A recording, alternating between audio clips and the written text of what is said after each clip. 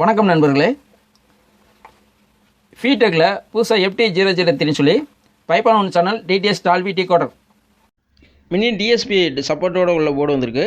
இந்த போர்டில் பார்த்தீங்கன்னா என்ன அட்வான்டேஜ், என்ன இது எப்படி யூஸ் பண்ணுறது, இந்த மாதிரி டீட்டெயில்ஸில் இதில் பார்க்கலாம்.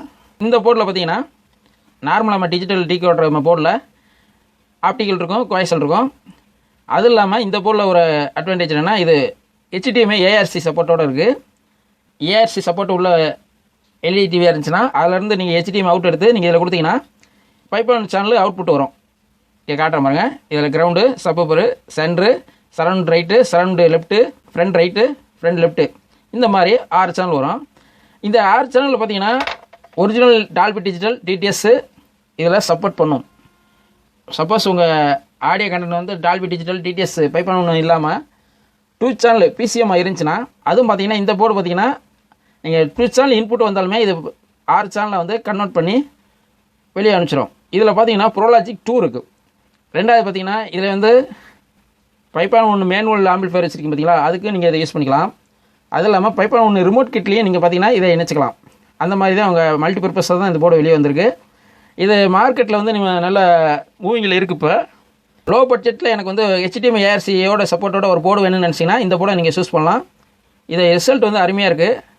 ரெண்டாவது பார்த்தீங்கன்னா இந்த போர்டு வந்து ஒரு DSP சப்போர்ட்டோட உள்ளது தான்.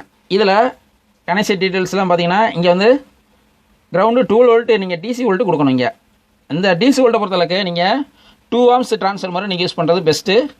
1 ஆம்ஸ் ட்ரான்ஸ்ஃபார்மரோட 2 ஆம்ஸு பெட்ரு. அதெல்லாம் பார்த்தீங்கன்னா இங்கே வந்து ஒரு 4 கனெக்டர் ஒன்று கொடுத்துருப்பாங்க. இந்த கனெக்டர் எதுக்குன்னா இதுலேயே பார்த்தீங்கன்னா சுவிட்சு AB கிரவுண்டுன்னு சொல்லி ஒரு 4 கனெக்டர் பின்னு கொடுத்துருக்காங்க பார்த்தீங்களா. இது எதுக்காகனா நீங்கள் பைப்பான் ஒன்று ரிமோட் கிட்டில் நீங்கள் EC ரிமோட் கிட்டு நீங்கள் அதில் ஜாயின் பண்ணிக்கலாம். அதில் என்னென்னா பார்த்தீங்கன்னா அதில் ஒன்று உங்களுக்கு சொல்லணும். இந்த போர்டை ஜாயின் பண்ணுறதுக்கு இப்போ புதுசாக வந்து பைப்பான் ரிமோட் கிட்டில் வெர்ஷன் 3 வந்து லேட்டஸ்ட்டாக வந்துருச்சு. அந்த ரிமோட் கிட்டாக இருந்துச்சுன்னா நீங்கள் எந்த ஒரு ஆல்ட்ரேஷன் பண்ண தேவையில்ல, அப்படியே நீங்கள் இதில் நீங்கள் கனெக்ஷன் பண்ணி இதை யூஸ் பண்ணிக்கலாம்.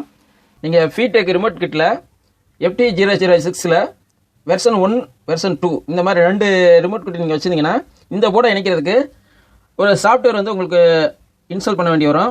அதுக்கு நீங்கள் இந்த சுவிட்சை வந்து நீங்கள் மேனுவலாக செலக்ட் பண்ணிங்கன்னா ஆப்டிக்கல், குவாய்சல், HDMI ARCன்னு ஒவ்வொன்றா வந்து இந்த LEDயில் மாறும்.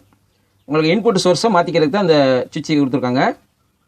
அந்த வெர்ஷன் 3 ரிமோட் கிட்டை பொறுத்து அடுத்த ஒரு வீடியோவில் உங்களுக்கு ஒரு அன்பாக்சிங் போட்டுட்டு அதுக்கு அடுத்த வீடியோவில் பார்த்தீங்கன்னா இந்த 2 போர்டையும் உங்களுக்கு இணைச்சு உங்களுக்கு ஒரு வீடியோ உங்களுக்கு மேக் பண்ணுறேன்.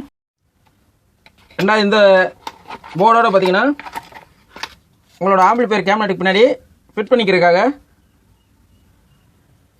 இதுலேயே ஒரு பிளேட் ஒன்று கொடுத்துருக்காங்க. உங்கள் கேமரட்டில் இந்த அளவுக்கு கரெக்டாக இதை மாடலுக்கு இதை வச்சு இதை கேமரட்டில் கட் பண்ணி இதை நீங்கள் அதை ஃபிட் பண்ணிக்கலாம். அதுக்கு தான் இந்த பிளேட் கொடுத்துருக்காங்க. மற்றபடி இதில் வயர் ஐட்டம் கொடுத்துருக்காங்க.